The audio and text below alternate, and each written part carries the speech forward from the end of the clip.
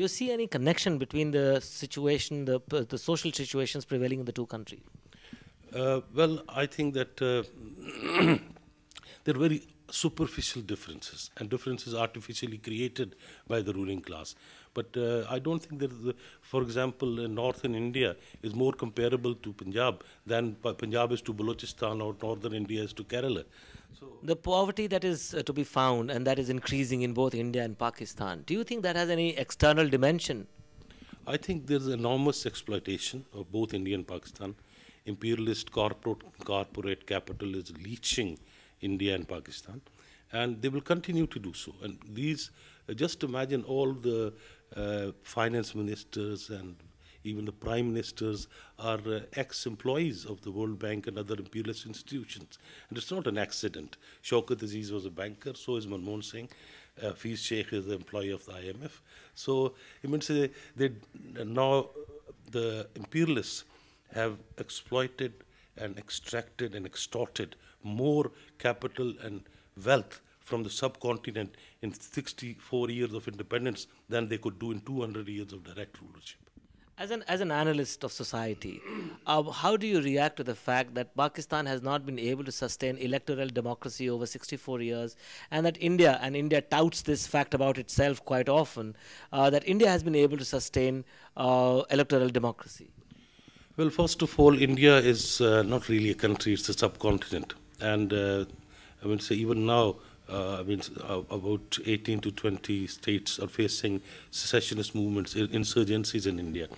And a military rule in India with the state coming on would have exacerbated that process. And so they have the democratic farce to control India, which is a chaos and utter anarchy. It's not really a very solid, unified, proper democratic system. But in Pakistan, there has been a cycle of dictatorship and democracy. And that has been basically because it's a relatively smaller country and they could crush it.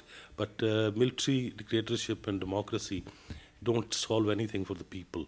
And the other thing is that Pakistan has this problem that when there's a military dictatorship, it pushes back the consciousness of the people to a certain extent because they develop illusions in so-called bourgeois democracy. And then the revolutionary process is derailed when the masses come up into a movement and they are put up into a so-called democratic struggle, which means nothing. Democracy is a means of running a system. It's not a system itself. System is feudalism, capitalism, socialism. And so there's a whole farce by American imperialism now.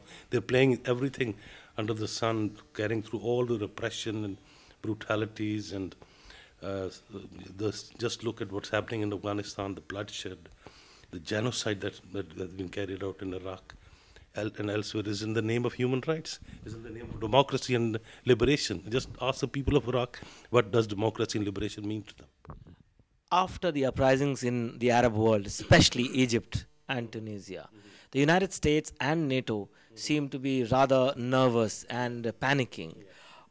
Do you see the American presence in Pakistan is now threatened because of these events, or do you think they will stay entrenched? Well, first of all, I think the American imperialism and American economy itself is going through the worst period ever since independence, War of Independence in America. There has been worst unemployment, highest fiscal deficit, and things like that. And I think this rhetoric of Obama last week when he said that with these passage of this bill by the Republicans, United States of America will become a third world country, and I don't think that's far from the truth.